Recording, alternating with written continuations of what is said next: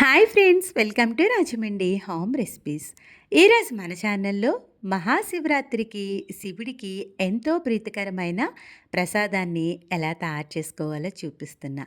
చాలా సింపుల్గా మూడే మూడు ఇంగ్రీడియంట్స్తో ఈ ప్రసాదాన్ని తయారు చేసుకోవచ్చు. శివరాత్రి రోజున కొన్ని ప్రాంతాల్లో ఉదయం నుంచి సాయంత్రం దాకా ఉపవాసం ఉండి తెల్లవాళ్ళు జాగారం చేస్తారు. అలాంటి వాళ్ళు శివుడికి ఇష్టమైన ఈ ప్రసాదాన్ని నైవేద్యంగా పెట్టి మీరు కూడా స్వీకరించవచ్చు. ఇప్పుడైతే శివయ్యకి ఎంతో ప్రీతికరమైన ప్రసాదాన్ని ఎలా తయారు చేసుకోవాలో చూద్దామా. ప్రసాదం కోసం నేను ఇక్కడ 1 కప్పు నిండా గోధుమ పిండిని తీసుకుంటున్నా. ఈ గోధుమ పిండిని ఒక ప్లేట్లోకి వేసుకొని ఇలా కప్తో కొలుచుకోండి. అదే కప్ తోటి 1 కప్పు దాకా ఆర్గానిక్ బెల్లం పౌడర్ వేస్తున్నా. బెల్లం పౌడర్ ప్లేస్లో మీరు కావాలి అంటే బెల్లాన్ని తురిమి కూడా వేసుకోవచ్చు. ప్రసాదానికి ఇలా గోధుమ పిండిని బెల్లాన్ని సమానంగా తీసుకోండి. గిన్నెలోకి 1 కప్పు నిండా బెల్లం పౌడరు, అదే కప్ తోటి 2 కప్పుల దాకా నీళ్లు వేసుకోండి. ఈ ప్రసాదానికి బెల్లం అనేది ఎటువంటి పాకం రానవసరం లేదు. బెల్లం మామూలుగా కరిగితే సరిపోతుంది.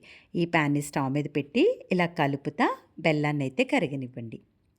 బెల్లం ఇలా బబుల్స్ వస్తూ కరిగిన తర్వాత స్టవ్ ఆఫ్ చేసి పక్కన పెట్టండి. ప్రసాదం చేసుకోవడానికి దలసరిగా ఉండే ప్యాన్లోకి 1/2 కప్పు దాకా నెయ్యిని వేసుకోండి.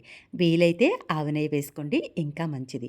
కొద్దిగా జీడిపప్పును వేసుకొని లో ఫ్లేమ్లో పెట్టుకొని నేతిలో జీడిపప్పును అయితే వేయించుకోండి. జీడిపప్పు ఇలా వేగిన తర్వాత స్టవ్ ఆఫ్ చేసేసి గుప్పుడు కిస్మిస్ వేసుకోండి. కిస్మిస్ వేసేటప్పుడు స్టవ్ని ఆన్ చేయాల్సిన అవసరం లేదండి. స్టవ్ ఆఫ్ చేసేసిన అవి వేడికే కిస్మిస్ చక్కగా వేగిపోతుంది. చూస్తున్నారు కదా, ఇలా ఉబ్బుతూ బాగా వేగిపోయింది కదా. ఇలా వేగిన తర్వాత వేయించి పెట్టుకున్న జీడిపప్పుని, కిస్మిస్ని నెయ్యి లేకుండా ఒక గిన్నెలోకి ఈ విధంగా తీసేసుకోవాలి. ఇలా మొత్తం జీడిపప్పు, కిస్మిస్ తీసుకున్న తర్వాత స్టవ్ ఆన్ చేసి అదే ప్యాన్లోకి పక్కన పెట్టుకున్న గోధుమ పిండి వేసుకొని ఫ్లేమ్ని లో ఫ్లేమ్లో పెట్టుకుని ఉండలు లేకుండా నేతిలో గోధుమ పిండిని వేయించుకోవాలి. నేతిలో ఇలా గోధుమ పిండి వేయించేటప్పటికి మనకి మంచిగా అరోమా కూడా వస్తుంది. లో ఫ్లేమ్లోనే నిదానంగా ఒక 10 నిమిషాల పాటన్నా కలుపుతా ఫ్రై చేయండి. గోధుమ పిండి మనకి ఇలా వేయించే కొద్దీ దాని కలర్ కూడా బాగా మారుతుంది. అలా లో ఫ్లేమ్లోనే వేయించుకోవాలి. ఇక్కడ మనం పిండిని వేయించే దాన్ని బట్టే ప్రసాదం టేస్ట్ అనేది ఉంటుంది, గుర్తుపెట్టుకోండి. చూస్తున్నారు కదా, ఈ విధంగా లో ఫ్లేమ్లో దానిపైన కలర్ అంతా కూడా చేంజ్ అయ్యే వరకు ఫ్రై చేసుకోవాలి. ఇలా నేతిలో వేయించేసేటప్పటికి మనకి కాస్త గోధుమ పిండి అంతా కూడా బ్రౌన్ కలర్లోకి అవుతుంది. ఇలా అయిన తర్వాత ముందుగా పక్కన పెట్టుకున్న బెల్లం పాకాన్ని ఫిల్టర్ చేసి వేసుకోండి. వేసిన వెంటనే ఫ్లేమ్ను లో ఫ్లేమ్లో పెట్టుకుని కంటిన్యూషన్గా గరిటెతో కలుపుతానే కుక్ చేసుకోవాలి. ఈ ప్రసాదాన్ని గరిటెతో కలుపుతానే కుక్ చేసుకోవాలండి, లేదంటే మనకి అడిగంటేస్తుంది, ఉండలు కూడా చుట్టేస్తుంది.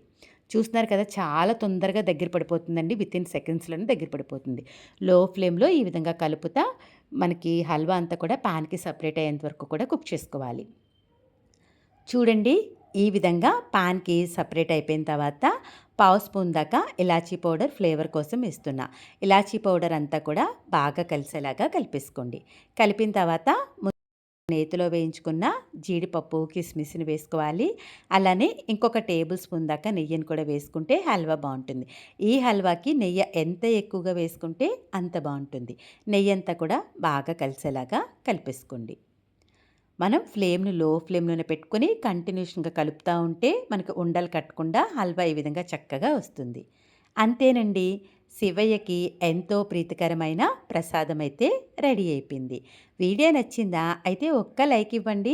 మీరిచ్చే లైక్ అనేది మన వీడియో ఇలాంటి మరికొంతమందికి అయితే చేరుతుంది. ఇంకెందుకు ఆలస్యం, ఈ శివరాత్రికి మీరు కూడా ఈ నైవేద్యాన్ని ట్రై చేసిన తర్వాత ఎలా వచ్చిందనేది మీ అమూల్యమైన ఫీడ్బ్యాక్ని నా కామెంట్ సెక్షన్లో తెలియజేయడం మర్చిపోవద్దు. మీ అందరికీ నా వీడియో నచ్చిందనే అనుకుంటున్నా. Thanks for watching my video. Please like, comment, share, subscribe my channel.